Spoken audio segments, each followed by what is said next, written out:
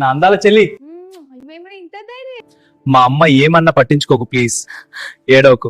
Bye, office కి వెళ్ళొస్తా. అబ్బా, Young lady, what is this nonsense? I'm sorry auntie, please. Sorry, look at this mess.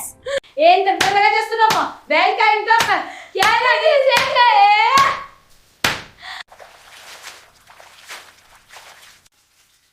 ఉదయం నుంచి ఎన్ని పనులు చేస్తూనే ఉన్నాను, అయినా మా అత్త షడి చేస్తూనే ఉంది.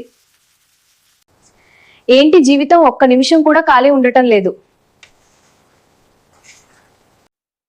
ఉదయం నుంచి పనులతో అలసిపోయాను. ఏంటి ఈ జీవితం? ఏంటి ఉదయం నుంచి మొబైల్ చూసుకుంటూనే ఉన్నావా? లేదండి, ఇప్పుడే. ఉదయం నుండి పనులు చేసి అలసిపోయి రిలాక్స్ కోసం ఇప్పుడే మొబైల్ చూస్తున్నా.